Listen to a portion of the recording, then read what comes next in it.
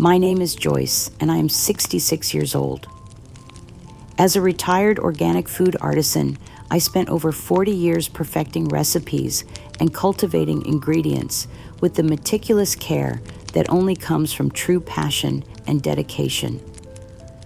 When my son Matt dreamed of launching his own gourmet ketchup company, I didn't hesitate to support him completely.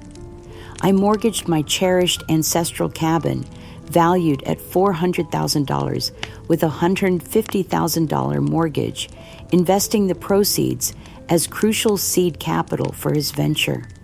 I poured in my secret heirloom recipes, my vast expertise in organic sourcing and preservation techniques, and countless unpaid hours of labor, fully expecting to be recognized as a foundational partner in what I believed would be our family's shared legacy. Then Matt secretly filed a new business license, listing himself as the sole founder while relegating me to nothing more than seasonal labor. Without my knowledge or consent, he sold a 70% stake to Omega Capital for $3. $5 million cutting me out of the company entirely. My access to the business was revoked, my pension mysteriously diverted, and my beloved cabin now faced foreclosure because he'd stopped making the mortgage payments he'd promised to cover. "You're too old to understand real business," Matt sneered with chilling indifference. "You're just a liability now," his wife Brenda added with calculated cruelty. "You have no humanity left for progress. My life's work, my financial security, my family legacy, my very home, all brutally stripped away by the very people I'd sacrificed everything to help. I felt utterly discarded, dehumanized, and profoundly disrespected.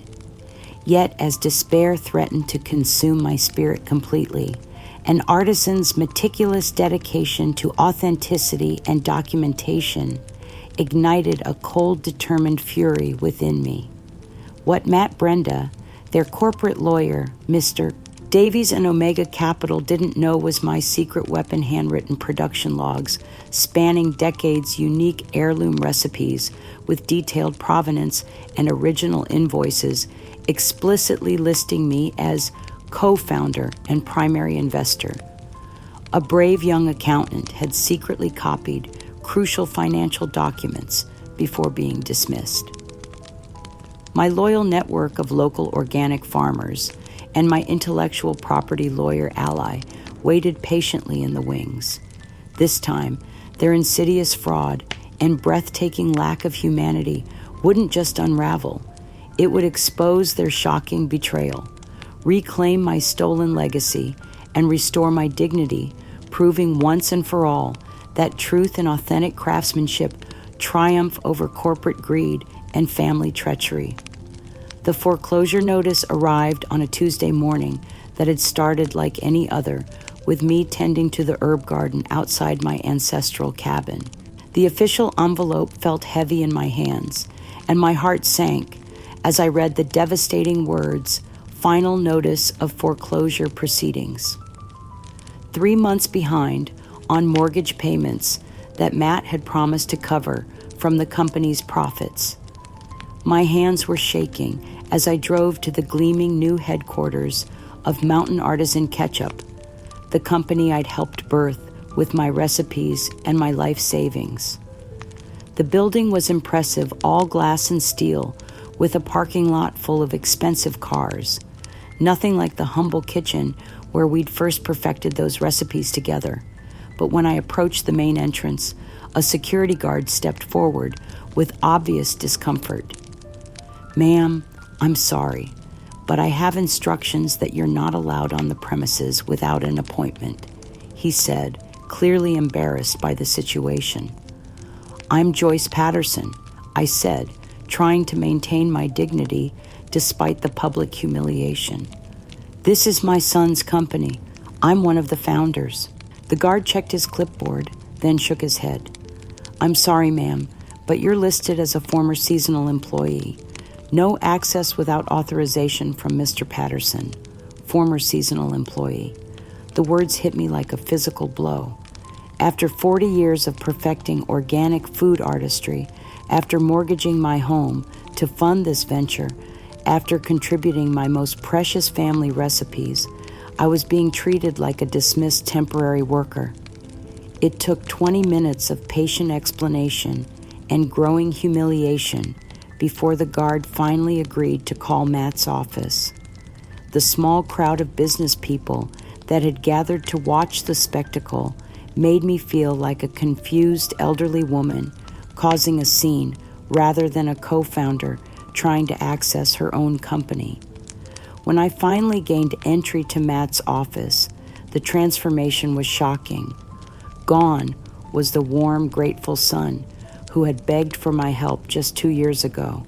In his place sat a cold, calculating businessman in an expensive suit, flanked by his wife Brenda and a sharp-dressed lawyer I didn't recognize.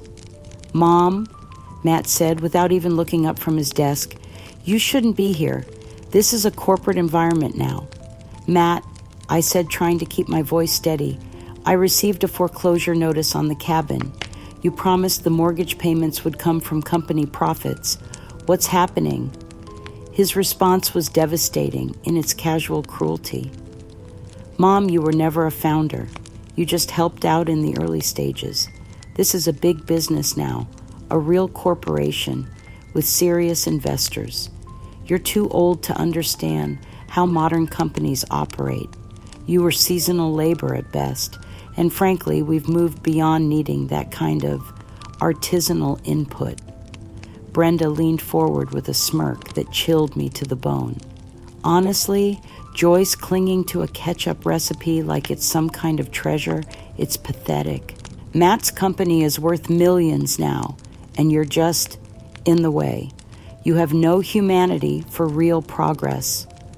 The lawyer, who introduced himself as Mr. Davies, spoke with the cold efficiency of someone delivering a corporate termination notice.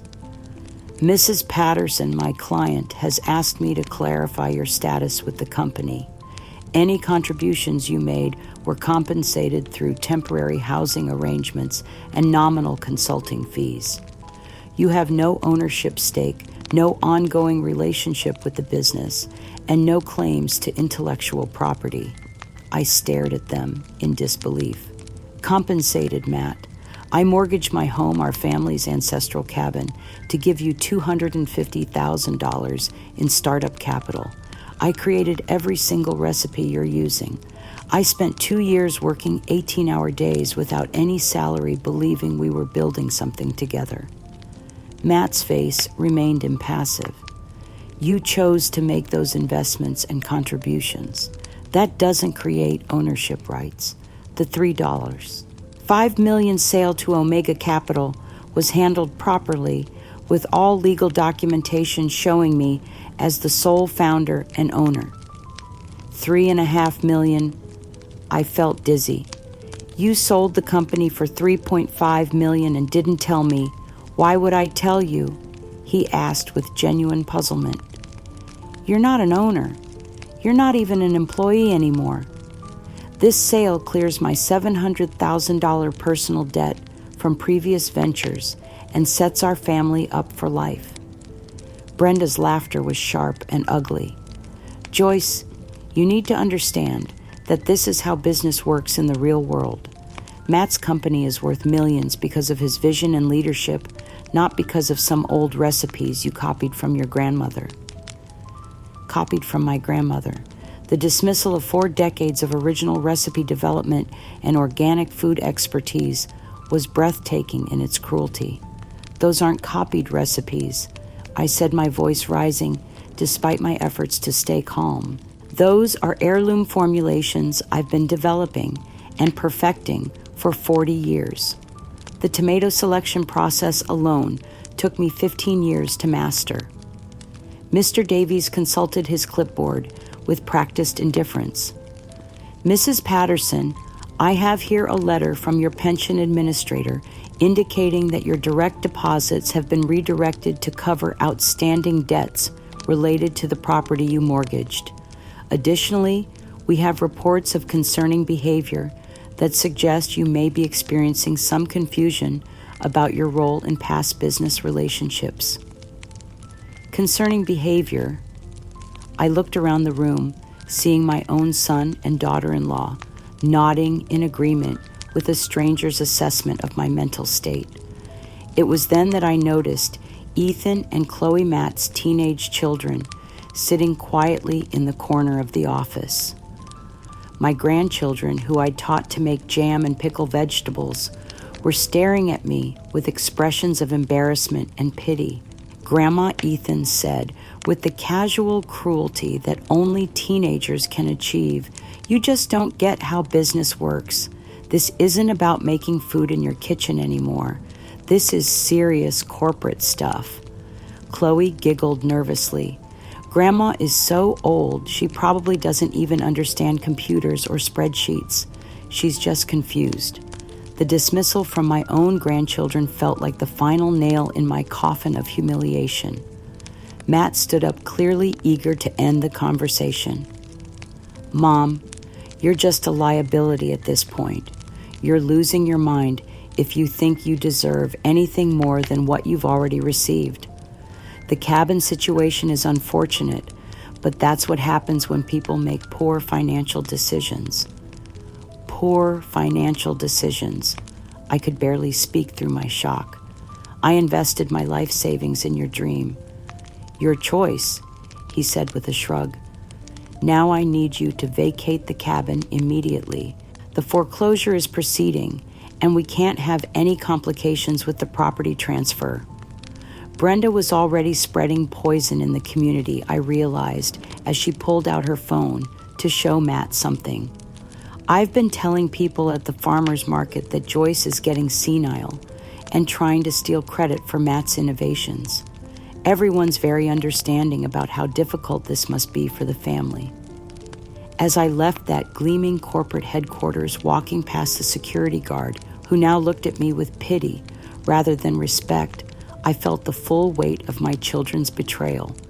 They hadn't just stolen my recipes and my investment. They'd stolen my identity, my legacy, and my dignity. But they'd made one crucial mistake. They'd underestimated a woman who had spent 40 years documenting every aspect of her craft, every business relationship, every financial transaction. They thought my meticulous record-keeping was just the fussy habit of an old-fashioned artisan. They were about to discover that those fussy habits were about to become their worst nightmare. The systematic campaign to erase me from the company's history intensified over the following weeks with corporate precision. Matt and Brenda hadn't just stolen my recipes and investment. They'd positioned themselves as innovative entrepreneurs who had modernized outdated artisanal methods. The investor celebration they threw for Omega Capital was a masterpiece of public manipulation. Local business media covered the event extensively, featuring Matt as a visionary young CEO who had streamlined traditional food production and brought cutting-edge efficiency to artisanal products. We've moved beyond the limitations of old-fashioned, small-batch production, Matt told the business reporter, standing in front of a display of my stolen recipes rebranded as Mountain Artisans Signature Formulations. While we respect traditional methods, modern consumers demand consistency and scalability that only professional management can provide. The interviewer nodded approvingly. "And you've accomplished all this as a sole proprietor building from the ground up." "That's right," Matt said with practiced confidence. "It's been challenging, but having complete creative and operational control has allowed us to innovate without being held back by outdated approaches."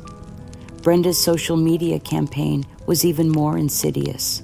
Her posts celebrated their simplified, modernized lifestyle with subtle digs at burdensome traditional methods and the freedom that comes from shedding outdated practices. "So grateful for this new chapter," read one typical post accompanied by photos of expensive purchases clearly funded by the Omega Capital sale. Sometimes progress means having the courage to move beyond old limitations and embrace innovation. Secure, modern family, business success, moving forward. The comments were filled with congratulations and admiration for their business acumen and forward-thinking approach. People who didn't know the real story saw only a successful young couple who had built something impressive through hard work and vision. Meanwhile, my financial situation grew more desperate by the day. The legal documents from Omega Capital confirmed the devastating truth. Matt was listed as the sole founder and owner, with no mention of my investment, my recipes, or my foundational role in building the company. It was while reviewing these documents that I overheard a phone conversation that shattered what remained of my trust in my family. I was sitting in the waiting area of Mr. Davies' law office, hoping to understand my legal options, when I heard Brenda's voice coming from an adjacent conference room. The door was slightly ajar, and her words carried clearly through the gap. "The old lady is costing us a fortune in potential complications," she was saying to someone on the phone, her voice filled with irritation rather than concern. All this emotional manipulation about family recipes and shared history is just an excuse for her to demand our time and money. She's a burden we need to shed completely. I sat frozen, listening to my daughter-in-law discuss my life as if I were a problematic business expense rather than a family member who had sacrificed everything for their success. "Matt's right that we can't let sentimentality interfere with the business," she continued.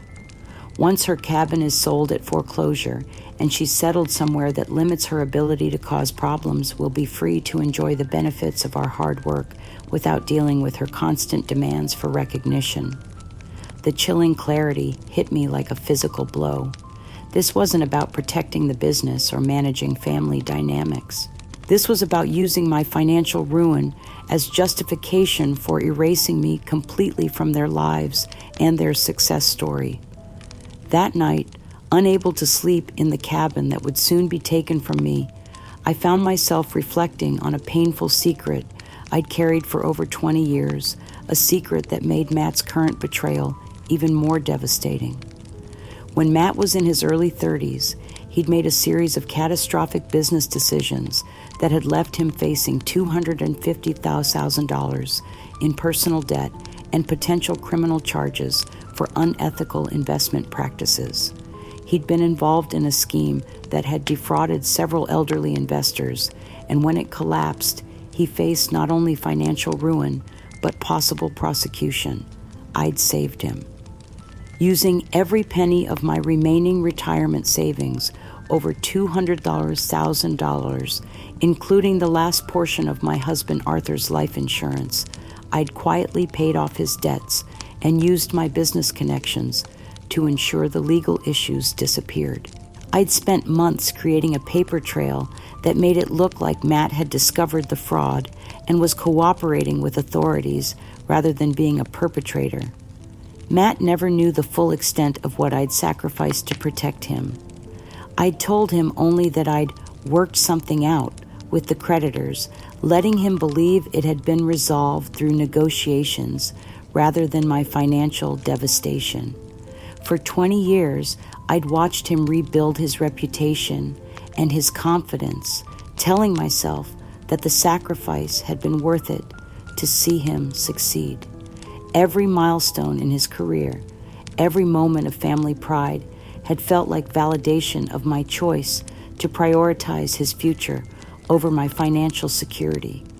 Now, as I faced the loss of my home because of his betrayal, the cosmic irony was overwhelming. The son whose financial crimes I'd covered up with my life savings was using my poverty as evidence that I was bad with money and deserved to lose everything. When I tried to hint at the sacrifices I'd made for him over the years, his response was swift and cruel. "Mom, You're always trying to make me feel guilty with your sacrifices," he snapped during one of our increasingly hostile phone conversations. "Your past choices are your own business. Brenda says you're trying to manipulate us with guilt and sentimentality instead of accepting reality about the business." "Reality?" I asked, my voice shaking. "The reality is that I invested my life savings and my life's work in what I thought was our family business." Brenda's voice in the background was clearly audible. "Tell her to stop living in the past, Matt.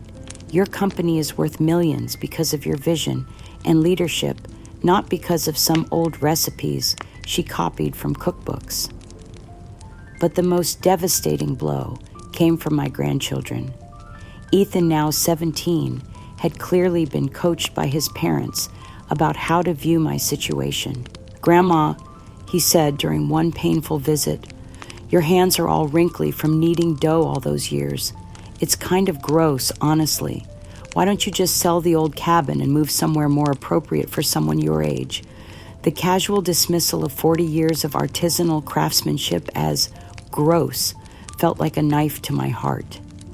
These children had grown up eating food I'd made with love, learning traditional techniques I'd been eager to pass down to them. Now they saw my life's work as something embarrassing and outdated. It was then that Matt, through Mr. Davies, presented what he called a compassionate solution to our family's difficult situation. "Mrs. Patterson," the lawyer said during our meeting, "my client is prepared to offer you a generous settlement that will ensure your comfort and security for the remainder of your life." The terms were devastating. If I voluntarily agreed to sell the cabin at foreclosure prices, accepted Matt as my legal guardian, and signed a comprehensive non-disclosure agreement about the company's origins, they would provide me with placement in a premium assisted living facility and a one-time payment of $50,000. This arrangement protects everyone's interests, Mr. Davies explained with corporate efficiency.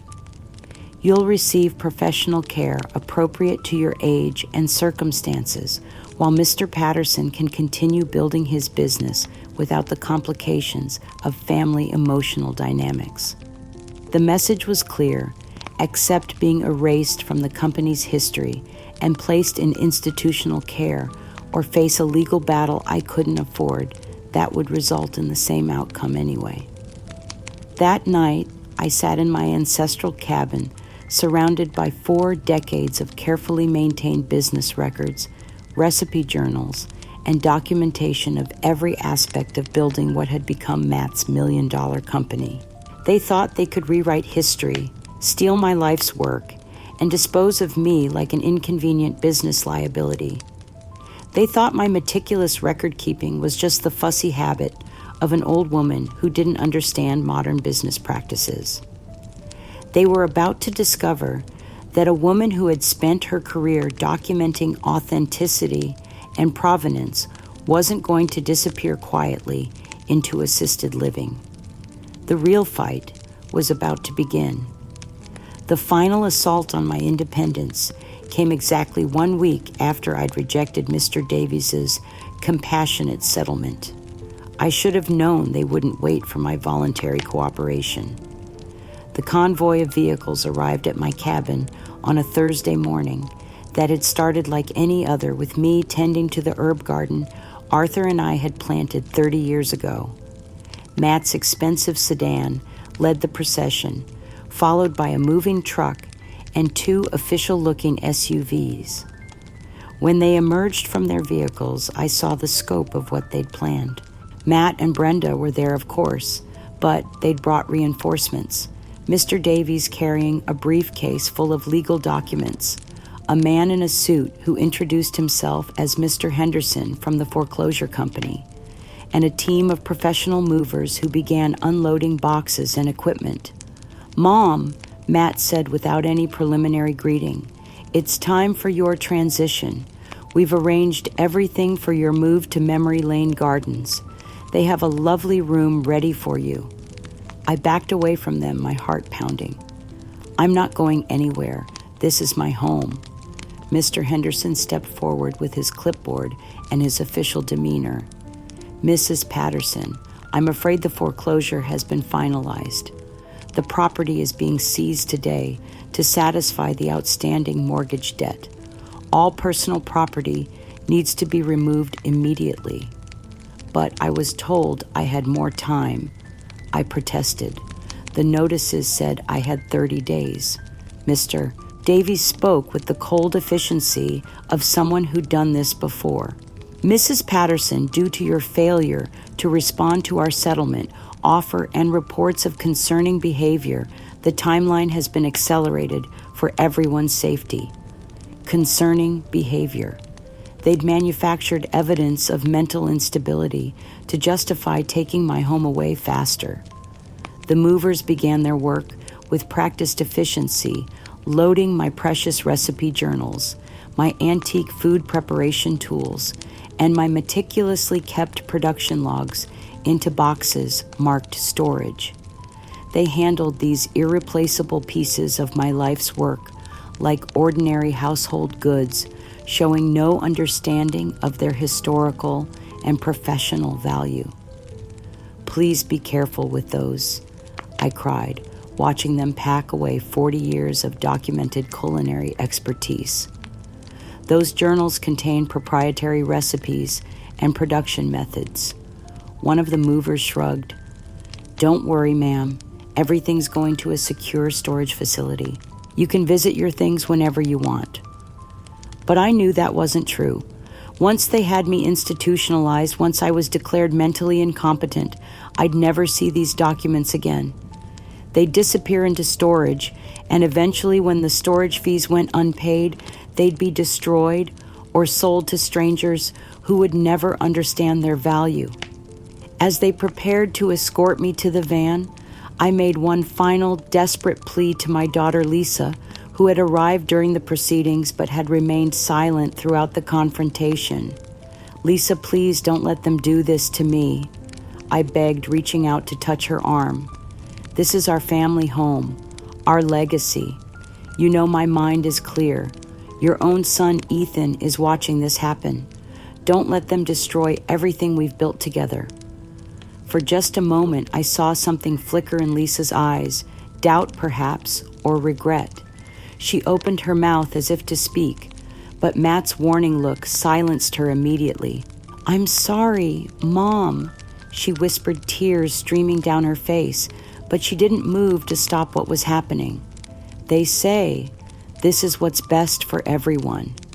In that agonizing moment, I understood the complete scope of the betrayal. Lisa wasn't just allowing this to happen, she was complicit in it. My own daughter, who had benefited from my recipes and my business connections, her entire adult life was standing by while they destroyed me. As they loaded me into the transport van, I caught sight of my neighbor, Mrs. Thompson, watching from her yard with obvious concern. Matt noticed her too and walked over to speak with her. Mom is being moved to professional care, I heard him tell her with practiced sympathy. It's been difficult, but we think this is what's best for her safety and well-being. Mrs. Thompson nodded sympathetically, clearly having been prepared for this explanation. You're such good children for taking care of her, she said. It must be so hard when they start to lose their independence. The casual acceptance of their narrative, the complete erasure of my competence and autonomy, felt like a public funeral for my identity while I was still alive to witness it. Memory Lane Gardens was exactly what I'd expected. Sterile, impersonal, and designed to warehouse the elderly rather than care for them. My room was small and cheerless, with a narrow bed, a single chair, and a view of the parking lot. My phone was confiscated for my safety, and I was told that all communications would need to be approved by my responsible party, Matt. It was in this sterile environment, stripped of everything that had given my life meaning, that I finally confronted the most painful secret I'd carried for over 30 years. A secret so devastating that I'd buried it even from my own conscious thoughts most of the time. Arthur, my beloved husband and the father of my children, hadn't died from a simple heart attack, as everyone believed. He'd been suffering from early onset dementia that we'd hidden from the children to protect them from the stigma and fear. In the final stages of his illness, Arthur had become confused and disoriented. One night while I was asleep, he'd gotten up and tried to tend to the livestock, something he'd done every morning for decades. But his diseased mind had forgotten basic safety procedures, and he'd accidentally started a fire that had destroyed most of our farm buildings and killed several animals. The damage had been catastrophic, over $1 million in losses that our insurance wouldn't cover because of the negligent cause determination. We'd faced complete financial ruin, and Arthur had faced potential criminal charges for the destruction. I'd saved us. Working 18-hour days, I'd rebuilt our operation from scratch, using my food artistry skills to create value-added products that could generate enough income to pay off the debts. I'd used my connections in the organic food community to establish new markets and distribution channels. Most importantly, I'd fabricated a story about the fire being caused by faulty electrical wiring, rather than Arthur's dementia-induced confusion. Arthur had died of a heart attack 3 months later, brought on by the stress of his condition and the guilt over the fire.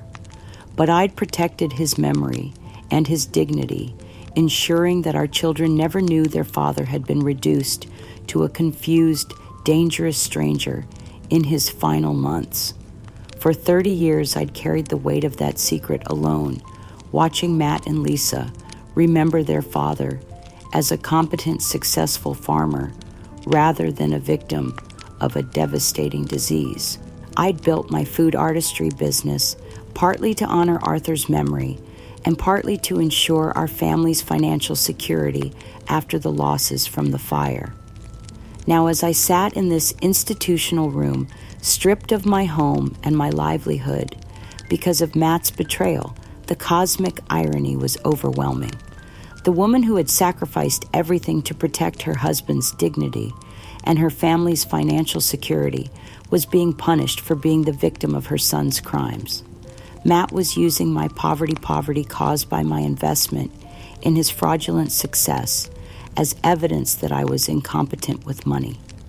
He was using my age and my grief as proof that I was mentally unstable. He was stealing the very recipes and techniques I developed to rebuild our family's prosperity after Arthur's illness had destroyed everything. But even in this moment of complete despair, I held on to one crucial truth. Somewhere in that storage facility were 40 years of meticulously maintained business records. Somewhere in my confiscated personal belongings were the documents that would prove my foundational role in building the company Matt had sold for millions. They thought they'd successfully erased me from the story of their success, convinced the world I was a confused old woman making false claims about a business I didn't understand. They didn't know about the young accountant who had copied crucial financial records before being dismissed. They didn't know about my network of organic farmers who remembered my contributions to the industry, and they certainly didn't understand that a woman who had spent her life documenting authenticity and fighting for recognition of traditional craftsmanship wasn't going to disappear quietly into institutional obscurity. The real battle for my legacy was about to begin. Life at Memory Lane Gardens was designed to strip away every vestige of the person I'd once been. The facility operated under the guise of compassionate elder care, but I quickly discovered it was actually a sophisticated system of psychological control, made even more insidious by Matt and Brenda's generous donations and Dr. Miller's fabricated reports about my condition. Every morning began with what they called wellness assessments, humiliating rituals, where staff members would ask me basic questions as if testing my cognitive capacity. What's your name, dear? What day is it? Do you remember why you're here? The condescending tone, the way they spoke to me as if I were a confused child, was deliberately designed to make me question my own mental clarity. When I tried to discuss my background as an organic food artisan to explain the scientific principles behind fermentation and preservation that I'd mastered over 4 decades, the staff would exchange knowing glances and make notes on their clipboards. "You're a resident now, dear, not a chef," one nurse said with patronizing kindness. "Let's focus on today's activities instead of these old work stories." My attempts to discuss organic sourcing principles or traditional fermentation techniques were met with swift intervention. "We don't want you to get agitated about cooking matters, Mrs. Patterson," they would say, taking away any paper I tried to write on. "Why don't you try some nice adult coloring books instead? Much more appropriate for your current situation." The phrase, "your current situation," followed me everywhere like a toxic cloud.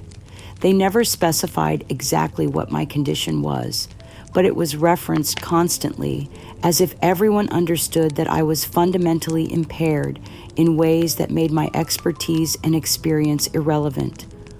The most devastating psychological torture came during the supervised visits from my grandchildren. Matt and Brenda would bring Ethan and Chloe for brief, highly orchestrated encounters that felt more like staged performances designed to document my decline than genuine family visits. Ethan, now 15 and clearly coached beforehand, would ask leading questions designed to make me sound confused. "Grandma, do you remember who I am?"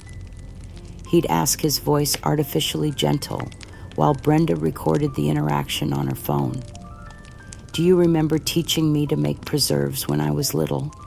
The questions were crafted to make me sound delusional if I mentioned the truth about my stolen recipes, or disoriented if I couldn't perfectly recall every detail of our past cooking sessions together. When I tried to appeal to Ethan's memories of the techniques I'd taught him, his responses were carefully scripted. "I remember you being different then, Grandma," he'd say, with practiced sadness. But Mom and Dad explained that sometimes older people get confused about business things and start imagining they did more than they actually did. Chloe's visits were even more heartbreaking.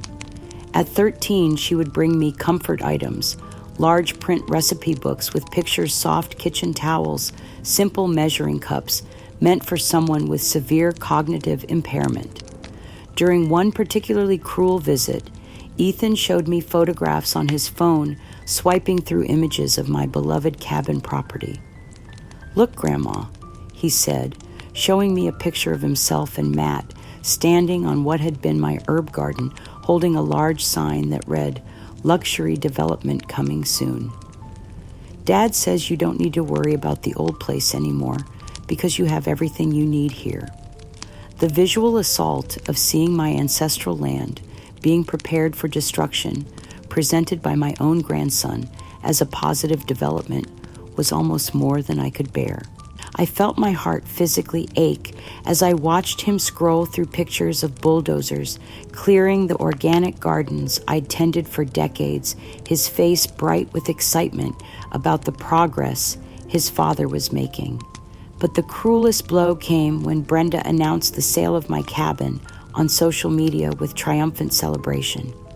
Her post showed before and after renderings, the before photos depicting my carefully maintained homestead as cluttered and outdated, while the after images showed gleaming modern condominiums with no trace of the organic farming aesthetic I'd spent my life developing. So excited about this new chapter, she wrote, accompanying the post with photos of herself and Matt holding a sales contract showing $400 in dollars. Sometimes progress means letting go of outdated attachments and embracing modern efficiency.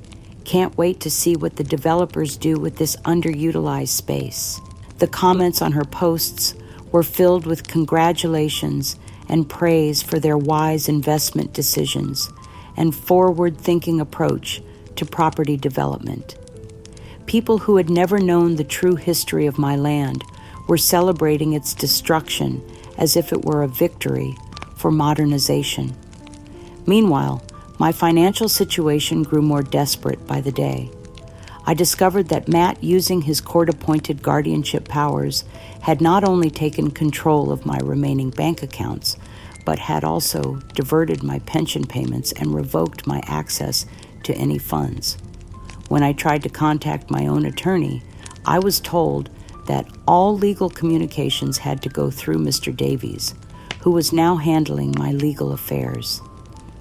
The facility staff made my helplessness clear in their casual conversations, which I was obviously meant to overhear. "She's a high-maintenance resident," one aide complained to another. "Family never visits, except for those quick check-ins with the kids. Makes you wonder what she did to alienate them so completely." These words cut deep because they reinforced the narrative that I was the problem, that my family's systematic abuse was somehow justified by my own failures rather than their calculated greed. Just when despair threatened to consume me completely, an unexpected source of hope appeared. Maria, a young aide who worked the evening shift, had been watching my situation with growing concern. Unlike the other staff members, she seemed to recognize that there was something fundamentally wrong with how I was being treated. One evening, as she was helping me prepare for bed, she quietly slipped something into my hands, a small worn cookbook that someone had left in the facility's community room. "I thought you might like this," she whispered, glancing around to make sure no one was watching. "I noticed you looking sad when the other residents talk about cooking, and someone told me you used to be really good at making food." Later, alone in my room, I opened the cookbook and found something that made my heart skip a beat. Tucked inside the back cover in handwriting, I recognized was a tiny, almost invisible inscription, "Thomas's help." Thomas. The brave young accountant who had worked briefly at Matt's company before being dismissed for asking too many questions about the financial records. Thomas, who had been horrified by what he'd discovered about my stolen investment and my erased role in the company's founding. The inscription could only mean one thing. Thomas was somehow aware of my situation and was trying to communicate that help was available. More importantly, it meant that somewhere out there, the digital archive of financial records he'd copied before his dismissal might still be accessible. For the first time in months, I felt a flicker of genuine hope. I wasn't completely abandoned. Someone who understood the truth about my contributions to the company was still fighting for justice, and somewhere out there, evidence of my foundational role in building what had become Matt's million-dollar empire was waiting to be revealed. That night, I lay in my narrow institutional bed, clutching the cookbook like a lifeline. They thought they'd successfully gaslighted me into questioning my own sanity, convinced the world I was mentally incompetent, and erased all evidence of my professional competence. They didn't know about Thomas. They didn't know about Maria's kindness. And they certainly didn't understand the determination of a woman who had spent her life preserving authentic techniques and fighting for recognition of traditional craftsmanship. The fight wasn't over. In fact, it was just beginning. 9 months into my imprisonment at Memory Lane Gardens, Matt unveiled his masterpiece of public manipulation, a highly publicized national food innovation and corporate agribusiness summit that would forever poison my professional legacy while celebrating his theft as revolutionary business practice. The event was planned with the precision of a corporate product launch. Major food industry publications received press releases touting Matt as a disruptive innovator, challenging outdated artisanal methods, and a visionary entrepreneur who had modernized family food production for the digital age. The summit was scheduled for a weekend at the Grand Convention Center downtown, complete with professional lighting, multiple camera crews, and a live stream that would reach thousands of viewers in the food industry.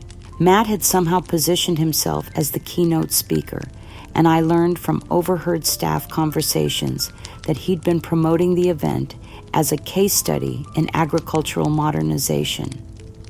Most sickeningly, Matt had based his entire presentation on my meticulously maintained production logs, the journals and documentation that had been confiscated from my cabin and supposedly sent to storage.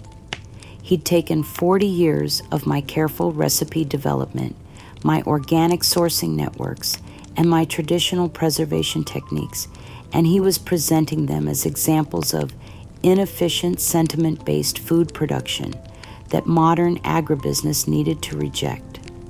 I learned about the event the way I learned about everything involving my stolen life, now through the casual cruelty of staff members who thought I was too mentally impaired to understand what they were discussing. "Did you see that food conference on the Business Channel?"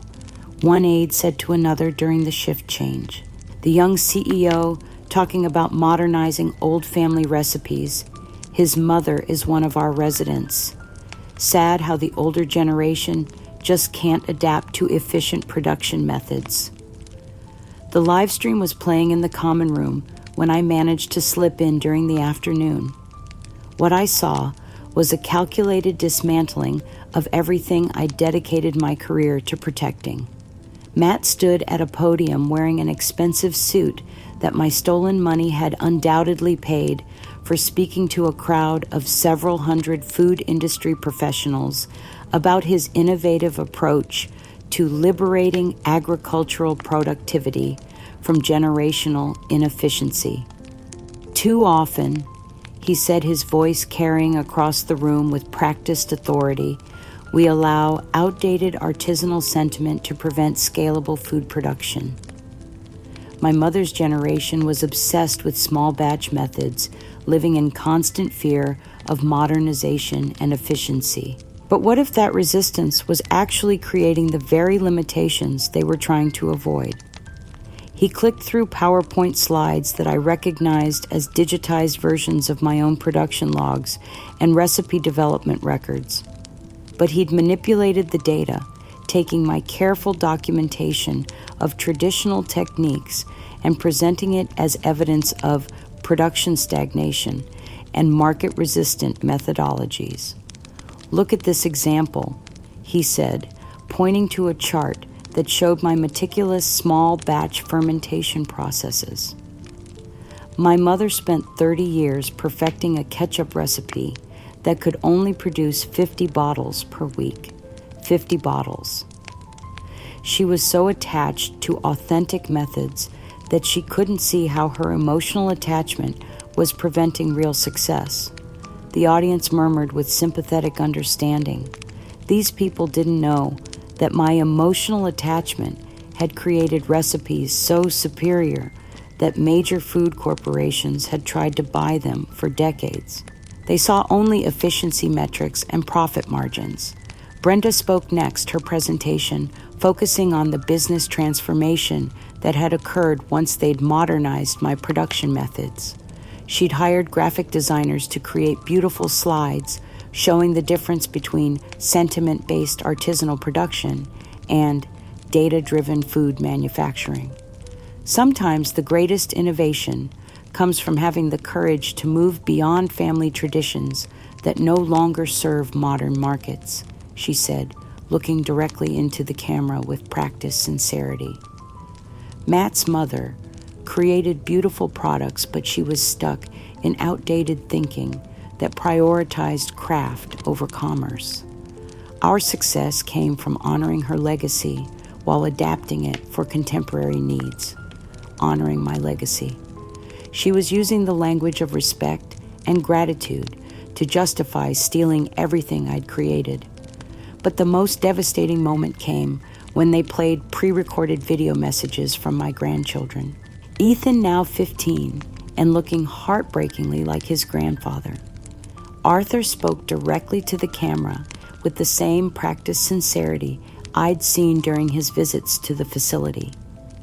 I'm grateful my family taught me to think about food production scientifically rather than sentimentally, he said, standing in what I recognized as my former test kitchen, now completely renovated with industrial equipment.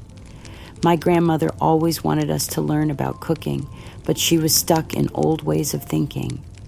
Now I understand that real innovation means using data and efficiency to serve more people better. The words were clearly scripted, but Ethan delivered them with conviction. This was the boy I taught about soil composition and fermentation timing, who used to help me harvest ingredients and measure pH levels.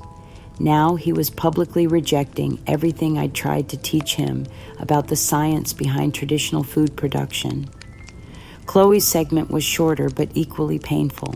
The 13-year-old appeared in what was clearly a professionally produced segment, giggling as she held up one of my handmade sauce bottles. "Grandma used to make this stuff by hand," she said with manufactured enthusiasm. "So messy and time-consuming, we prefer lab-analyzed flavors and automated production. This is like using a horse and buggy when you have a sports car." The casual dismissal of my life's work as obsolete technology, the reduction of decades of scientific knowledge to inefficient nostalgia, felt like watching my professional grave being dug in real time. As the summit concluded, with Matt receiving enthusiastic applause for his courage in modernizing traditional family production methods, I collapsed in my chair in the common room, my body shaking with rage and despair so profound I couldn't catch my breath. But even in that moment of absolute professional devastation, something unexpected happened. As the live stream ended and the staff began changing channels, I heard one of them mention something that pierced through my grief like a ray of light. "You know," Maria said quietly to another aide, "there was a man calling earlier, asking about Mrs. Patterson, said he was a retired farmer who'd worked with her for years and was concerned about some of the information being presented about traditional methods at that conference. A retired farmer who understood that something was fundamentally wrong with Matt's presentation. Someone from my professional past who recognized that the outdated artisanal sentiment being mocked was actually scientific knowledge and traditional wisdom being deliberately misrepresented. It could only be Robert Chen, the organic farmer who'd supplied tomatoes for my premium sauces for over 20 years. Robert, who understood the chemistry behind traditional fermentation and the environmental science of organic cultivation. If Robert was watching, if he was questioning what he'd seen, then maybe the agricultural community I'd served for so long wasn't completely convinced by Matt and Brenda's narrative of my obsolescence. For the first time since being imprisoned in this facility, I felt something other than despair. I felt the stirring of hope and the beginning of understanding that my life's work had touched people who might be willing to fight for the truth. They thought they'd destroyed my professional credibility, turned my expertise into a cautionary tale, and successfully buried my legacy under their manufactured narrative of my technological ignorance. They didn't know that truth has a way of surfacing, especially when it's been buried by people who don't understand the difference between authentic craftsmanship and mass production efficiency. The final phase of my destruction began exactly 2 weeks after Matt's Food Innovation Summit, as if the public celebration of my stolen expertise had been the signal for them to deliver the killing blow to any hope I might have retained for justice or dignity. The lawsuit documents arrived at Memory Lane Gardens on a Monday morning, delivered not to me, but to the facility administrator, another reminder that I was no longer considered competent to handle my own legal affairs. The thick manila envelope contained a complaint that would have been laughable if it weren't so devastatingly effective. Matt was suing me for $1.5 million. According to the meticulously crafted legal document, my harassment and false accusations regarding the company's ownership had caused Matt severe emotional distress and damaged his emerging reputation as a food industry innovator. My erratic behavior and public defamation had interfered with his business relationships. Most grotesquely, the lawsuit claimed that my obsessive attachment to outdated production methods and paranoid accusations about intellectual property had created a hostile family environment that had negatively impacted his mental health and business development. Every word was a carefully constructed lie, but lies wrapped in legal language and filed in official court documents carry weight that truth spoken by a woman in an assisted living facility cannot match. The message was clear. Even if I somehow found a way to challenge their theft, the cost of defending myself against this frivolous lawsuit would consume whatever resources I might have left. But Matt wasn't finished with his financial assault. Using connections he'd made through his summit appearances and Brenda's social network, he simultaneously launched attacks on every remaining source of income or professional recognition I might have had. He contacted the Organic Food Artisans Association, where I'd been a respected member for 30 years, filing formal complaints about my professional conduct. Using Dr. Miller's fabricated medical reports as evidence, he claimed that my cognitive decline had been developing for years, calling into question the validity of all my previous work. We have serious concerns about Mrs. Patterson's mental competence during her final years of food production. His letter to the association stated, "There are questions about whether her methods met current safety standards and whether her certifications should be revoked retroactively for potential public health violations." The response was swift and devastating. Within 3 weeks, I received a letter informing me that my professional certifications were being revoked. My membership in the association was terminated, and my pension payments were permanently suspended, pending a full investigation into allegations of unsafe production practices and professional misconduct. 40 years of dedicated artisanal work, thousands of satisfied customers, decades of recipe development and food safety innovation, all of it dismissed and invalidated based on the lies of a son who had stolen my life's work and was now using my professional destruction to cover his tracks. The loss of my pension meant I could no longer afford even the basic care at Memory Lane Gardens. The facility administrator, Mrs. Richardson, called me into her office with obvious discomfort to explain my transition options. "Mrs. Patterson, I'm afraid your family has indicated they can no longer cover the costs of your care here," she said, avoiding my eyes. "We'll need to arrange for your transfer to county care until your legal situation is resolved." County care, the warehouse-style nursing facility where indigent elderly people were stored until they died, a place I'd heard horror stories about from other residents. But even this wasn't the depth of their cruelty. The eviction from Memory Lane Gardens had been perfectly timed to maximize my humiliation. Brenda had somehow learned that my pension suspension would force me out of the facility, and she'd arranged for local media to be present as my remaining possessions were loaded into garbage bags. The news story that aired that evening showed me as a pitiful figure, a confused old woman being moved from premium care to appropriate county facilities due to family financial constraints. The reporter interviewed Brenda on camera and her performance was masterful. It's heartbreaking to watch someone you love struggle with these kinds of issues, she said, standing in front of the gleaming corporate headquarters that my stolen recipes had built. We tried everything we could to help Joyce maintain appropriate care, but sometimes you have to make realistic decisions about what's financially sustainable. Standing beside her, Matt nodded gravely.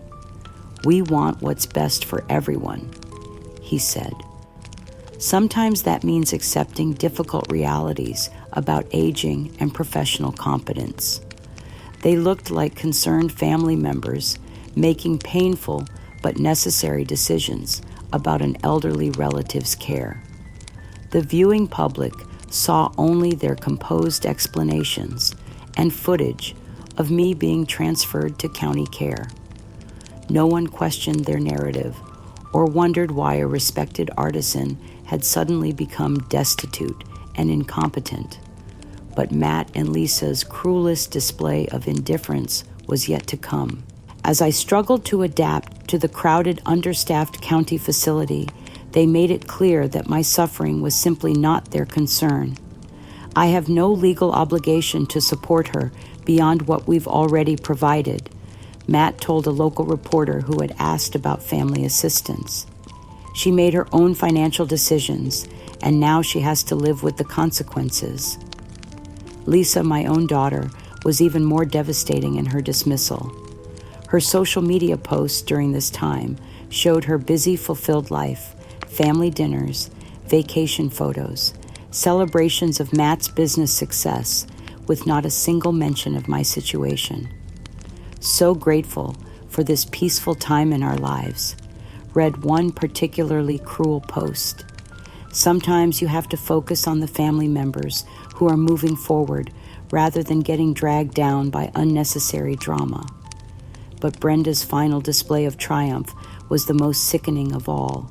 Using the proceeds from my cabin sale, which had netted over $400,000 after legal fees and administrative costs, she funded the construction of a massive, custom-built industrial kitchen for Matt's expanded company operations.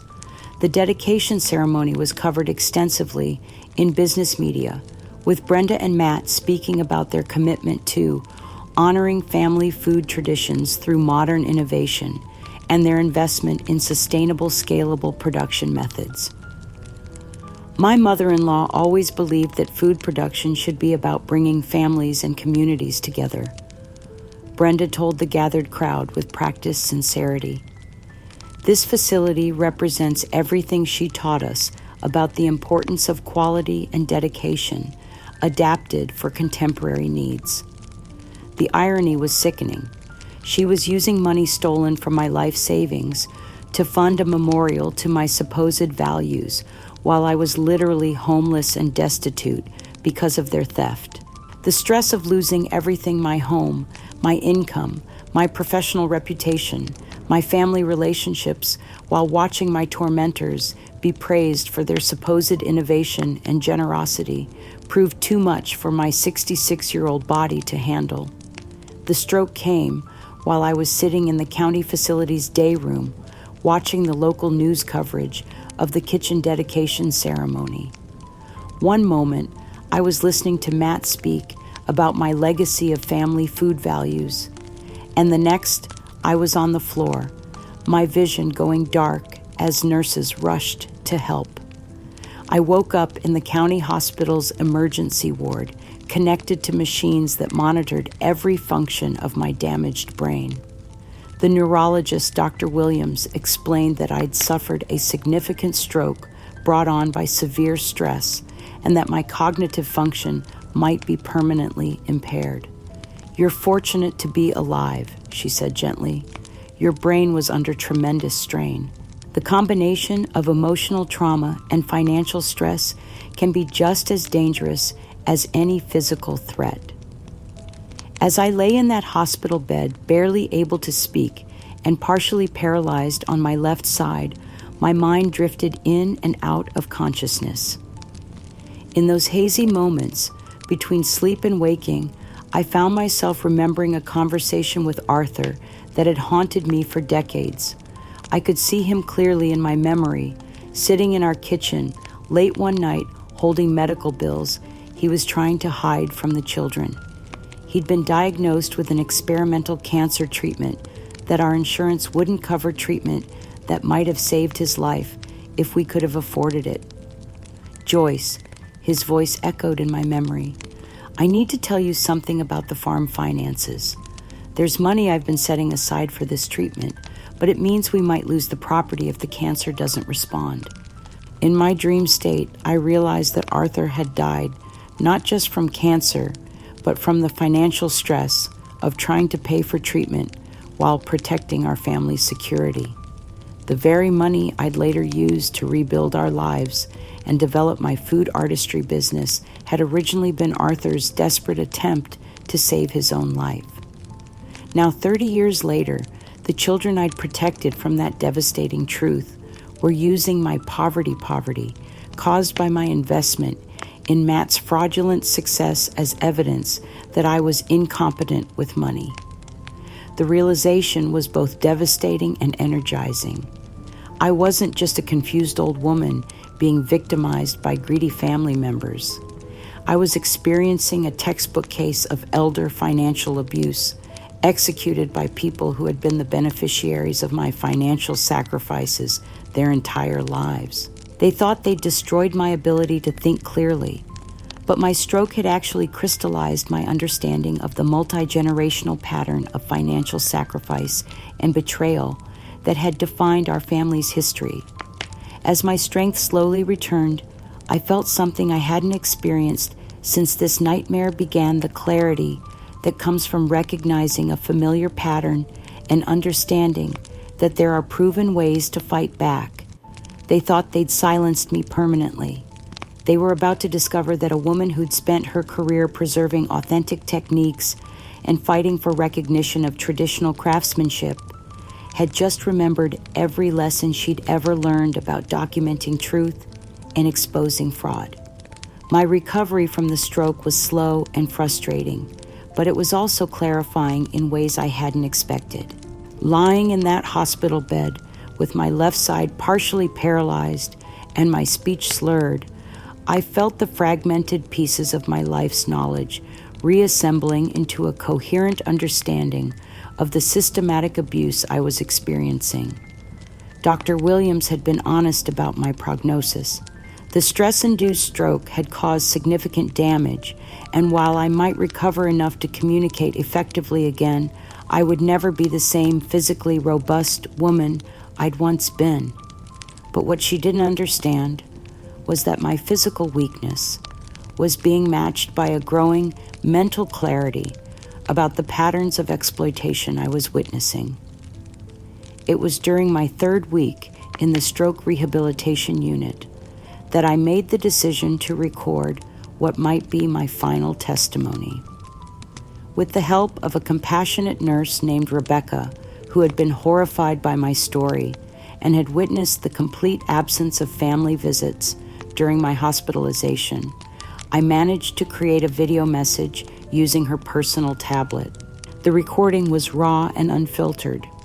Sitting propped up in my hospital bed, still connected to monitoring equipment, I spoke directly to the camera with the authority of someone who had nothing left to lose and everything important to say.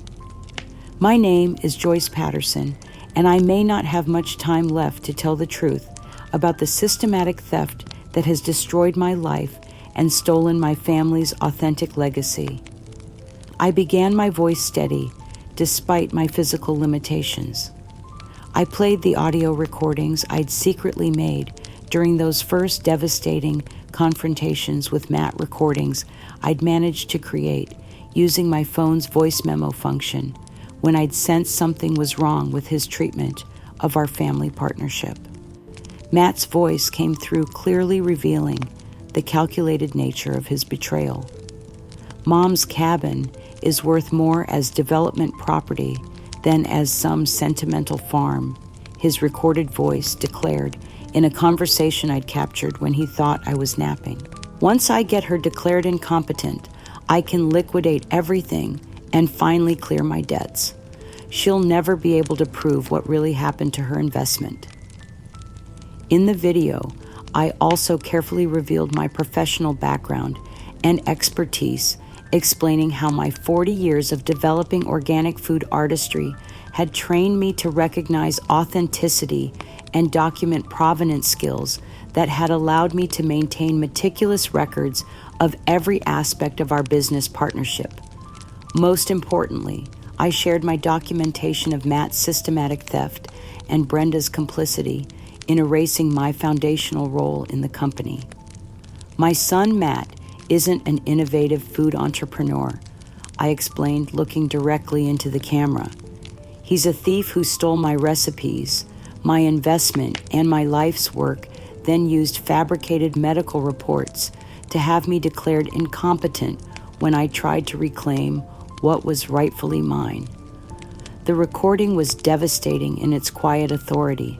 No screaming, no dramatic accusations, just a stroke survivor telling the truth, with documented evidence and professional expertise backing up every claim. Rebecca helped me prepare the video for delivery to Matt, with copies sent to local media and the district attorney's office. My plan was simple: give Matt one last chance to do the right thing, to choose truth over greed, to remember that I was his mother, rather than just an obstacle to his financial goals. But I had underestimated Brenda's paranoia and her network of corrupted allies throughout the healthcare and legal systems, through methods I would later discover involved bribing hospital staff and monitoring my communications. Brenda intercepted my video message before it could reach Matt or any legitimate authorities. The same network that had helped her gain access to my medical records and manipulate my business documentation now gave her advance warning of my attempt to expose the truth. What Brenda did next revealed the true depth of her cunning and her complete absence of moral boundaries. Working with the same video production company that had helped create Matt's Food Innovation Summit presentation, she took my raw, honest testimony and subjected it to sophisticated digital manipulation that transformed it into something unrecognizable. She altered the audio to make my post-stroke speech sound even more slurred and confused, inserted long pauses that suggested severe cognitive impairment, and spliced together sentences to create statements I'd never made. Most insidiously, she completely removed the audio evidence of Matt's own damning statements, replacing them with distorted noise that she claimed was unintelligible rambling, proving my mental deterioration. My professional credentials and documented evidence were edited to make them sound like paranoid fantasies about imaginary business partnerships and delusional ownership claims. For some, the final product bore no resemblance to my original message. Instead of a stroke survivor's truthful testimony, it appeared to be the delusional rantings of someone suffering from severe dementia, possibly complicated by the neurological effects of my recent stroke. Brenda then sold this fabricated video to Family Crisis Network, a tabloid television show that specialized in exploiting family dysfunction for entertainment value. She presented herself as a concerned daughter-in-law trying to help a deeply disturbed mother-in-law who was harassing the family with increasingly bizarre accusations. The segment aired on a Thursday evening, reaching millions of viewers across the country. The host introduced it with breathless sensationalism that made my suffering into entertainment.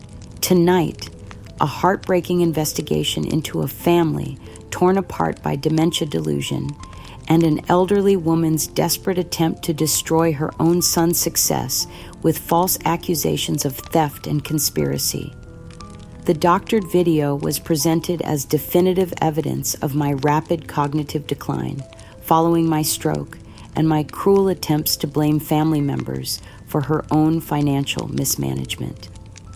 Expert commentary from a geriatric psychiatrist who had never met me analyzed my paranoid ideation and grandiose delusions about professional expertise. But the cruelest blow came when Matt and Lisa appeared for a live interview immediately following the segment. Dressed in somber clothing and looking every inch the grieving family members, they spoke with practiced emotion about my tragic decline and their heartbreak at watching me slip away from reality. It's devastating to see someone you love become so consumed by paranoia and anger. Matt said, his voice catching with what seemed like genuine emotion. Mom was always a talented cook, but since her stroke, she's become convinced that everyone is conspiring against her. The accusations she's making, they're not only false, they're deeply hurtful to our family's healing process. Lisa, sitting beside him with tears in her eyes, added her own devastating testimony. We've tried everything to help Mom, but she rejects every attempt at support. She's created this elaborate fantasy where we're all villains in some conspiracy to steal from her, when the truth is, we're just trying to take care of her medical expenses and basic needs. The interviewer leaned forward with feigned sympathy. This must be incredibly difficult for your children as well. It is, Matt nodded gravely. Ethan is here with us tonight because he wanted people to understand how this has affected our family. The camera panned to show Ethan sitting beside his father, looking mature and thoughtful beyond his 15 years. When asked about his grandmother's behavior, he spoke with carefully coached sincerity that broke my heart completely. I love Grandma Joyce, he said, his young voice steady and convincing. But since her stroke, she's been saying things that aren't true, making accusations against people who are just trying to help her. It's scary sometimes, and we just want her to get the help she needs so she can be peaceful again. The performance was flawless. Matt, Lisa, and Ethan came across as a loving family trying to cope with a difficult, mentally compromised relative. I was portrayed as a tragic figure whose illness had transformed me from a beloved family member into a source of pain and false accusations. The segment ended with Matt making a public plea for privacy during this difficult time, while expressing hope that I would accept the professional help being offered and find peace in whatever time I have left. Within hours, the story had gone viral on social media. My name became associated with cautionary tales about stroke-related dementia, family dysfunction, and the dangers of allowing elderly relatives with cognitive impairment to make false accusations. Comment sections filled with armchair diagnoses and expressions of sympathy for my poor family, who were dealing with such a heartbreaking situation. The complete character assassination was so thorough, so professionally executed, that even I might have believed it if I hadn't been living the truth. Watching myself portrayed as a delusional, paranoid woman making false accusations against loving family members was like watching my own funeral while still being alive to witness it. But even in that moment of utter defeat, when it seemed that truth itself had been murdered and buried along with my reputation, I held on to one crucial fact. Somewhere out there, Thomas had seen Matt's business practices firsthand and had recognized the systematic fraud for what it was. And there were people, Robert, Chen, Rebecca, others, in the professional community who had known me for decades, who might recognize that the woman in that twisted video wasn't the Joyce Patterson they had known and respected.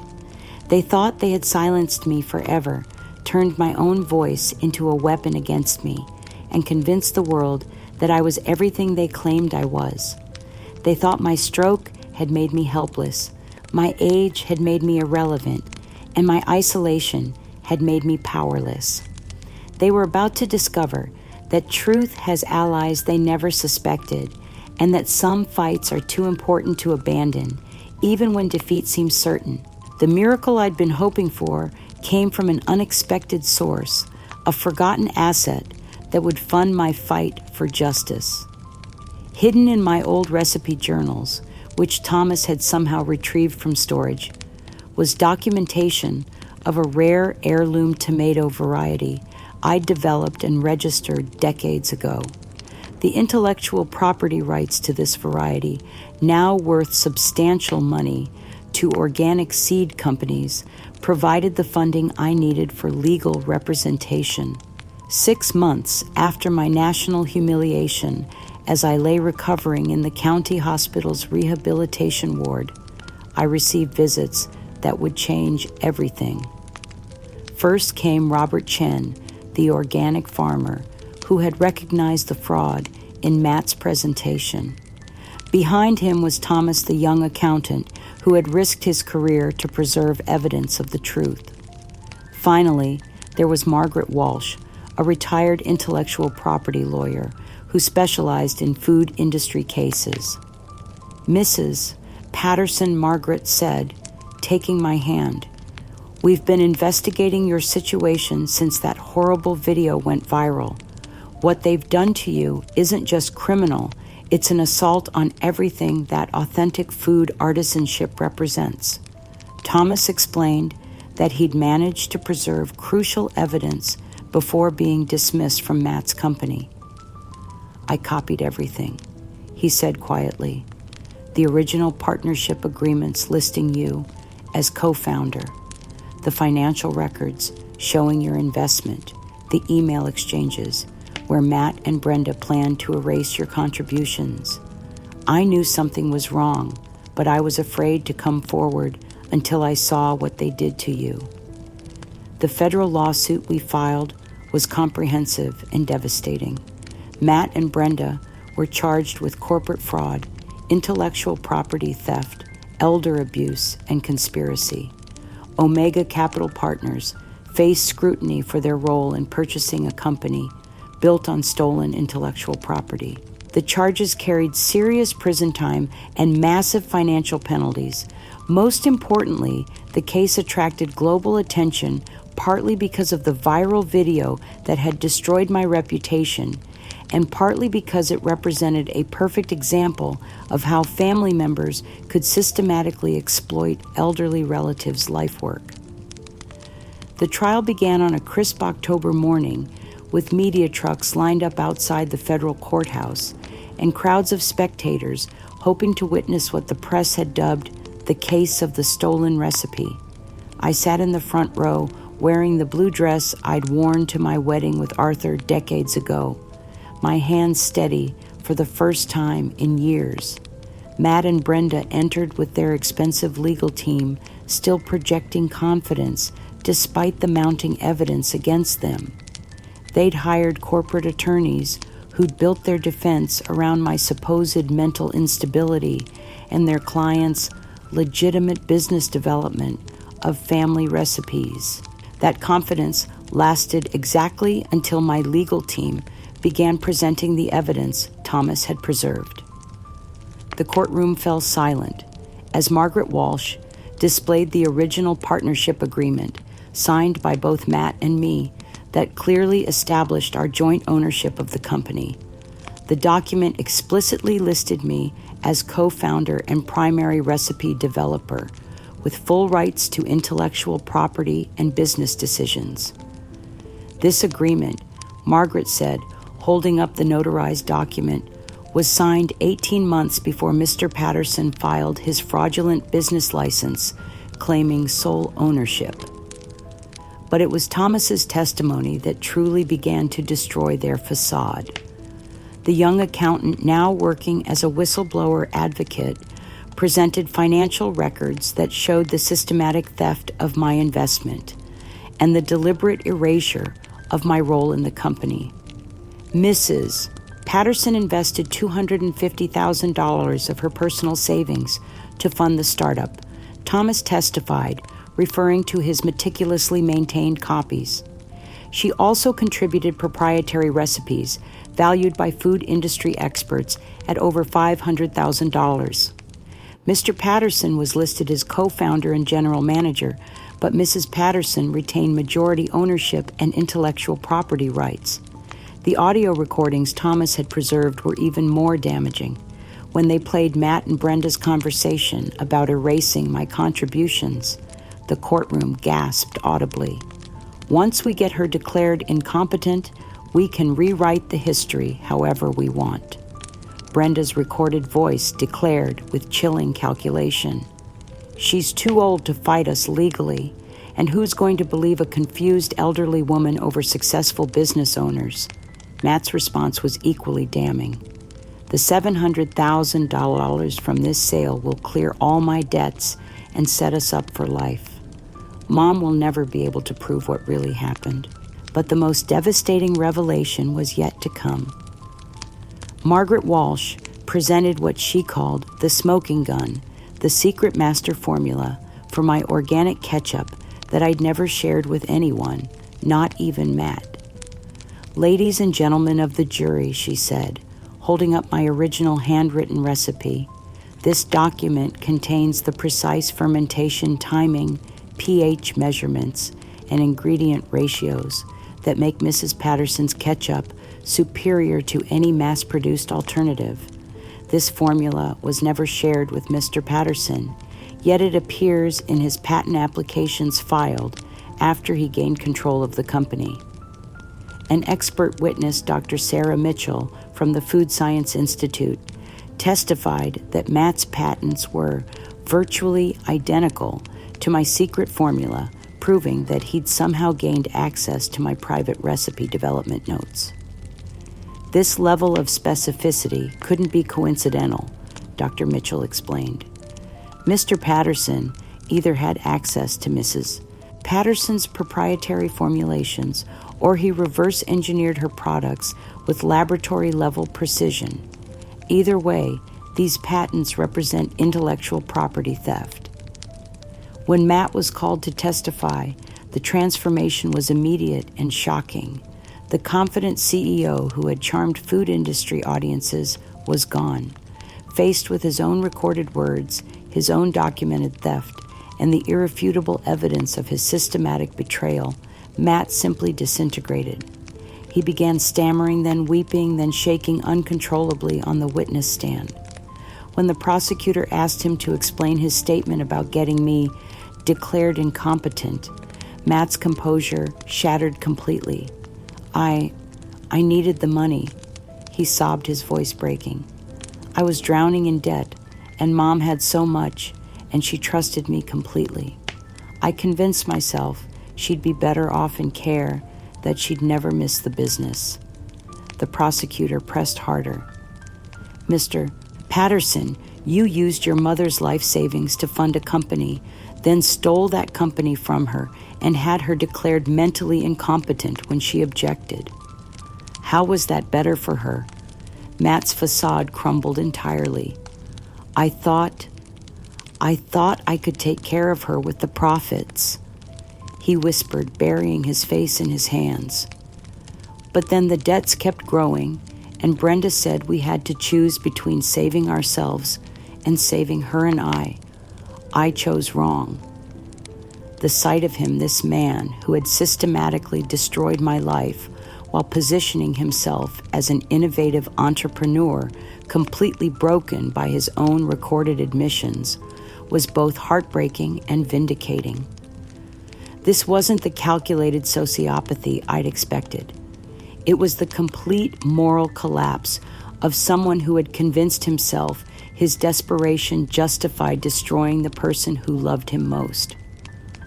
Brenda attempted to flee the courtroom during the lunch recess, but was apprehended in the parking garage. Her arrest was broadcast live, showing her screaming about being set up and betrayed by a vindictive old woman, completing the destruction of the concerned daughter-in-law she'd pretended to be. Mr. Davies, their corrupt attorney, was arrested the same day and immediately faced disbarment proceedings for his role in the conspiracy. But it was Lisa's reaction that proved most meaningful to witness.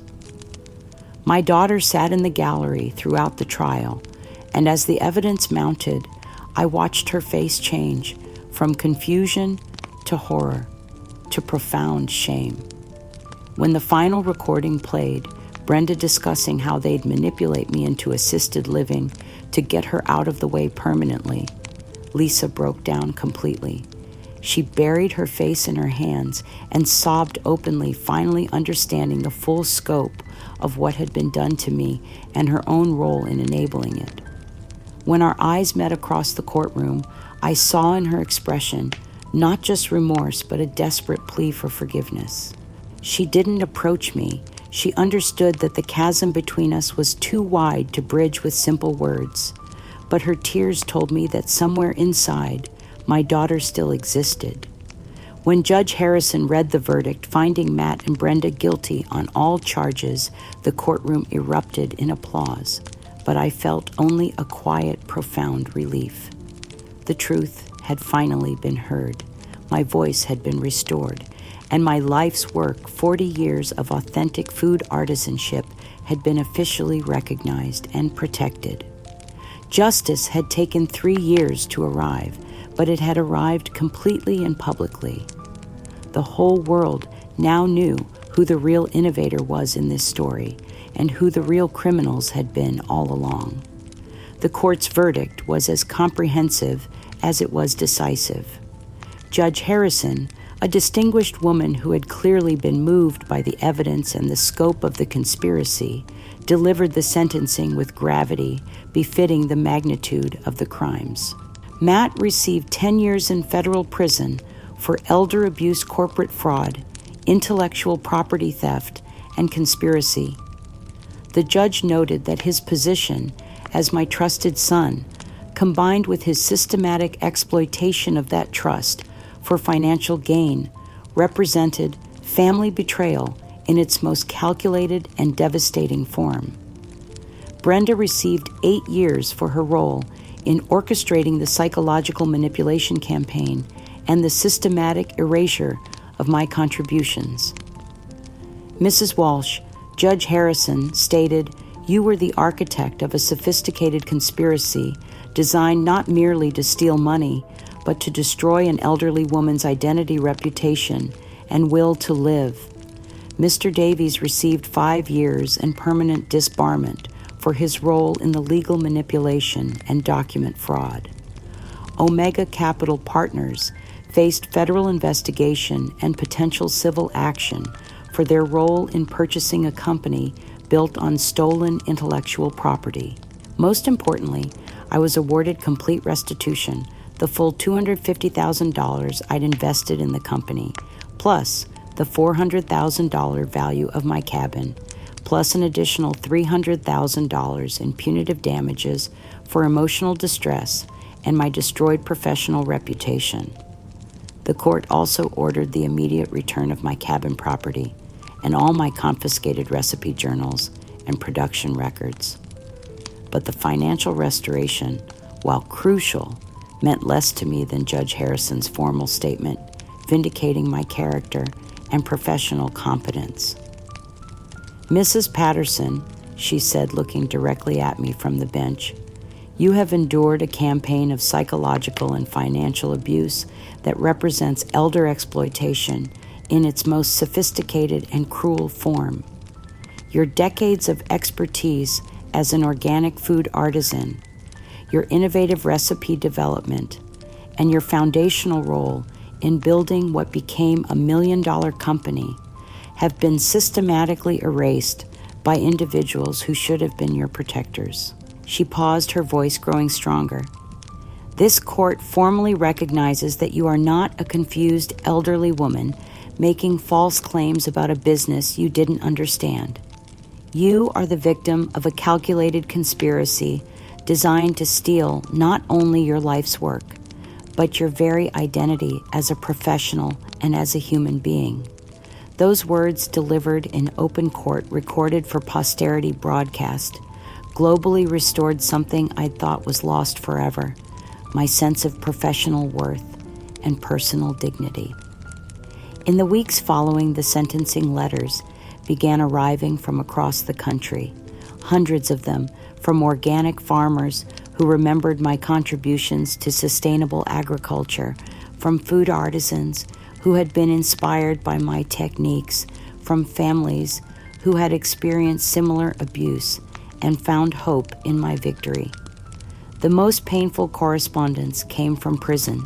Matt's first letter arrived 8 weeks after his sentencing, written in the shaky handwriting of someone whose world had completely collapsed.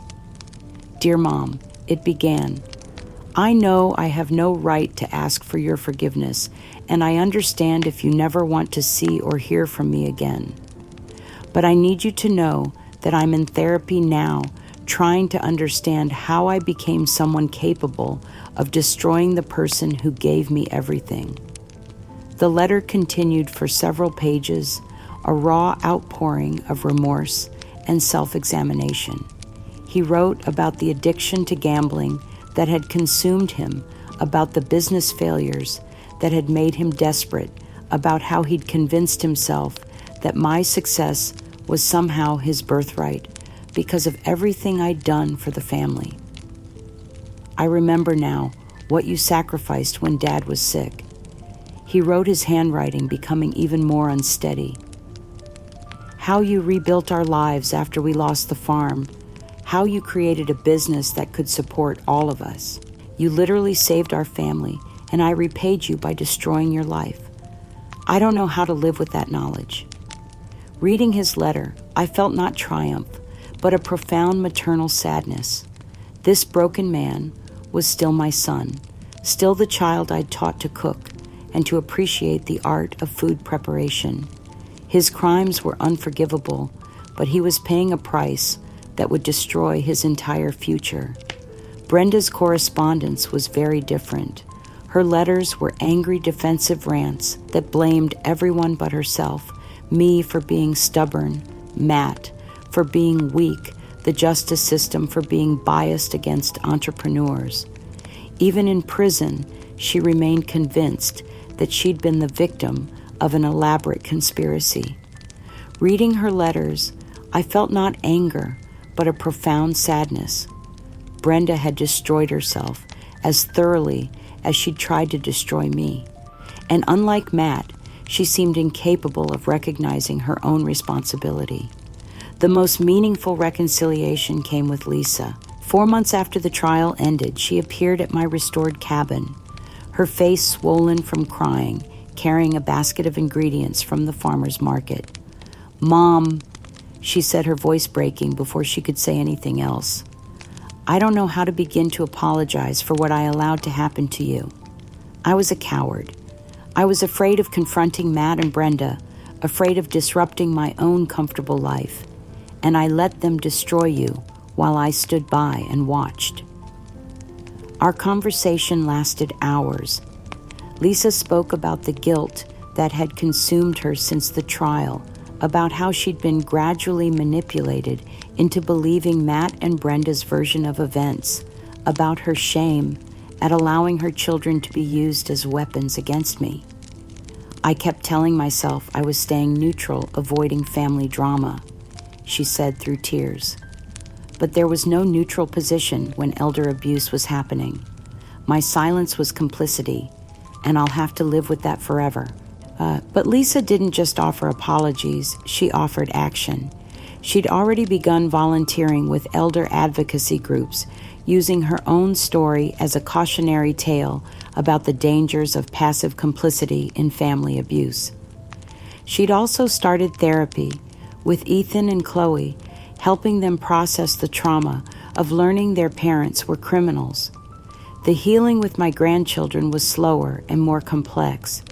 Ethan, now 16, was old enough to understand the magnitude of what had been done and his own role in it. When he finally visited me at the restored cabin, he could barely speak through his tears. Grandma Joyce, he said, I know I said terrible things about you in those videos at the summit. I believed what Mom and Dad told me, and I was too young and stupid to question it. But I remember now, I remember the real you, the one who taught me about soil composition and fermentation timing. Tio, Chloe, 14 now, and more mature than anyone should have to be at that age, was equally remorseful. I want to learn about our real family recipes, she said quietly. not the industrial versions Dad created. I want to know about Great-Grandpa Arthur's farm and about the techniques you developed after he died. I want to help preserve what's authentic. These conversations weren't easy, and the healing process would take years. But they were real, authentic connections built on truth rather than manipulation. For the first time since this nightmare began, I could see the possibility of genuine family relationships based on honesty and mutual respect. My victory was complete, but it was bittersweet. Matt was in prison, his life destroyed by his own choices and addiction. Brenda was imprisoned and completely unrepentant. Lisa and the children were in therapy, struggling to rebuild their understanding of family loyalty and moral responsibility. The truth had prevailed, but at such a tremendous cost. As I stood in my restored cabin for the first time in 3 years, looking at my returned recipe journals and my recovered production equipment, I felt not triumph, but a profound sadness for all the pain that could have been avoided if love had been stronger than greed. Still, my life's work was protected. My professional reputation was restored. My authentic techniques were officially recognized and valued. And for the first time in years, I could breathe freely in my own home, knowing that justice had been served and that my legacy would survive. The real work of healing could finally begin. 2 years after the trial ended, I stood in my restored cabin kitchen on a peaceful Sunday morning, making my first batch of organic ketchup since the theft began. The familiar rhythm of chopping, measuring, and slow cooking felt like a meditation, a return to the authentic self that Matt and Brenda had tried so hard to erase. My ancestral cabin was truly mine again, but it felt different now, not like a shrine to past sorrows, but like a sanctuary of hard-won wisdom and genuine relationships. Every room held memories that had been weaponized against me, but now those memories felt sacred again, protected by truth and honored by the family relationships we were slowly rebuilding. The organic herb garden that Arthur and I had planted decades ago had survived my absence and was thriving under my renewed care. I'd expanded it, adding heirloom varieties that I was developing for a new generation of small batch producers. My small-scale production had resumed not for profit, but for the pure joy of creating something authentic with my own hands. The work felt like coming home using my expertise, not for commercial success, but for the simple satisfaction of preserving traditional techniques and sharing them with people who understood their value. Lisa had become the daughter I'd always hoped she could be. Our relationship had blossomed into something profound and authentic, built on the foundation of shared truth and mutual accountability. She visited 3 times a week, and we'd spend hours working together in the kitchen, planning small batch production runs and discussing the science behind traditional fermentation. "I understand now why you fought so hard," she told me one afternoon as we harvested tomatoes from the greenhouse I'd built with my restitution money. "You weren't just protecting recipes. You were protecting decades of knowledge, generations of techniques, and your right to be recognized for your life's work." Together, we'd created educational workshops that taught other families to recognize and prevent the kind of systematic abuse I'd experienced. Lisa had discovered a gift for connecting with adult children who were being pressured by other family members to participate in elder exploitation. "I know how easy it is to convince yourself you're protecting the family's interests," she would tell them. "But when you take away an elderly person's agency and achievements, you're not protecting them, you're destroying them." The reconciliation with Ethan and Chloe had been even more meaningful than I dared hope. Now 17 and 15 respectively, they'd grown into thoughtful young adults who understood not just what had happened, but why it mattered for their own futures. Ethan had decided to study sustainable agriculture, specializing in heirloom variety preservation. "I want to help protect what you've developed," he'd told me with the fierce determination that reminded me of myself at his age. "I want to make sure these techniques don't get lost when corporations try to modernize everything." Chloe had become passionate about food history and traditional preservation methods, helping me document the techniques I developed over decades. "What happened to you taught me that knowledge isn't just about information," she'd said. "It's about respecting the people who developed it and making sure they get credit for their innovations." Matt's letters continued to arrive regularly, charting his slow but genuine progress toward understanding and redemption. His early correspondence had been desperate and self-pitying, but over time, his writing had evolved into something deeper and more reflective.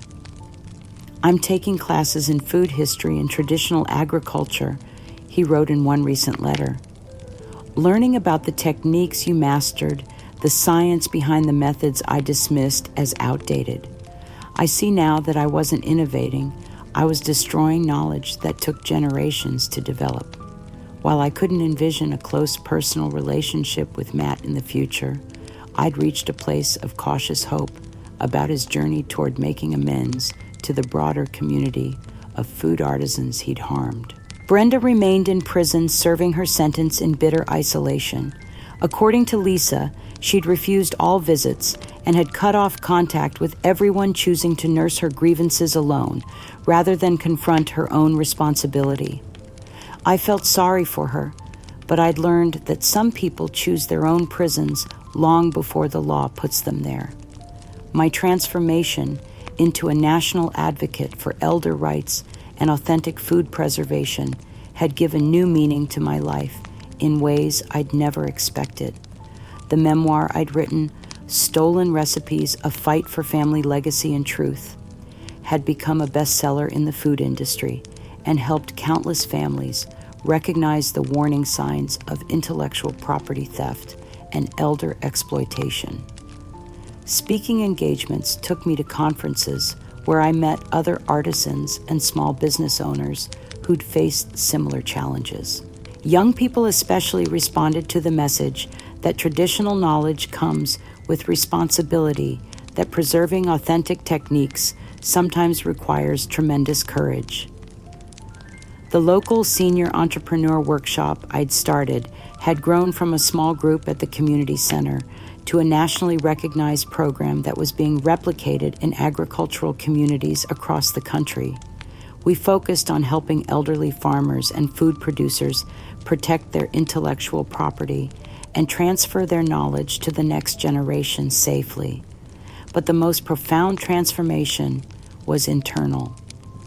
The woman who had once defined herself through service to ungrateful family members had learned to value her own expertise independent of others' recognition. The woman who had kept family secrets to protect people who ultimately betrayed her had found the courage to speak truth no matter how painful it might be for others to hear.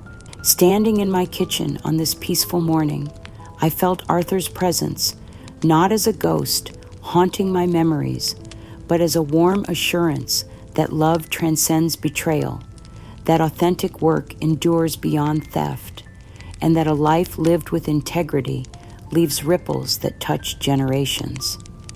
I was 69 now, with silver hair and laugh lines that spoke of joy rediscovered. My cabin was filled with laughter again, Lisa's family, my recovered grandchildren, the young artisans I mentored through my programs. My calendar was full of meaningful work, cherished relationships, and quiet moments of profound gratitude. Matt had tried to steal my identity, my life's work, and my legacy. Instead, he'd given me something I'd never expected the chance to discover, who I truly was, when everything else was stripped away, and the opportunity to become a voice for others facing similar betrayals. The woman who had once hidden her expertise to avoid seeming threatening to family members had become someone who used that expertise to protect an entire vulnerable community. The mother who had nearly died of heartbreak had learned that the heart's capacity for love and forgiveness is infinite, but that boundaries and self-respect are equally sacred. I was no longer just Matt's mother or Arthur's widow or a victim of family business fraud. I was Joyce Patterson, advocate, survivor, mentor, master of authentic food artistry. I was a woman who had faced the worst that family betrayal could offer and had chosen to respond with wisdom, courage, and an unshakable commitment to preserving truth. In losing everything, I had found myself. In fighting for justice, I had discovered my true purpose. In choosing healing over bitterness, I had found peace. This was not the life I had planned, but it was the life I was meant to live.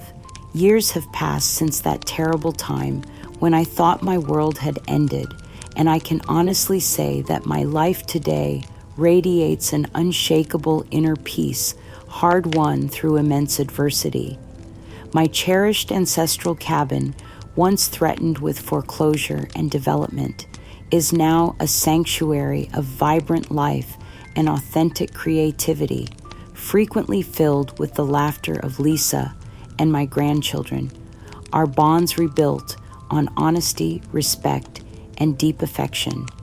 We've created something beautiful here, not just a restored homestead, but a living testament to the power of truth and the enduring value of traditional knowledge. I've become a respected voice in the national conversation about elder rights and intellectual property protection. My story serving as both a warning and a beacon of hope for countless others fighting to preserve their life's work. My days are rich with newfound purpose, the quiet joy of my hard-won independence, the profound satisfaction of work that truly matters, and the deep contentment that comes from living authentically. Through my foundation, my workshops, and my continued artisanal production, I've transformed my deepest pain into a source of protection and empowerment for vulnerable creators across the country. Looking back on my arduous journey, I understand now that my greatest strength lay not in blind trust or silent endurance, but in courageously confronting deception and fighting for my authentic contributions to be recognized and valued. I learned that self-worth is an unshakable foundation that no one can take from you, and that true family relationships must be built on transparency and genuine respect for each person's achievements and dignity. I carry no bitterness toward Matt, only a profound wisdom gained from transforming my deepest betrayal into a force for justice and authentic preservation in the world. This story is a testament to the insidious nature of family business exploitation and the devastating impact of elder abuse. But more importantly, it's proof of the profound courage that exists within each of us to fight for our life's work and legacy. It demonstrates that truth will ultimately prevail, that authentic expertise can be reclaimed even after devastating betrayal, and that a life of purpose and genuine connection is always possible. To anyone facing similar battles, know this: your knowledge matters, your experience has value, and you are never too old to reclaim your legacy and demand the recognition you deserve.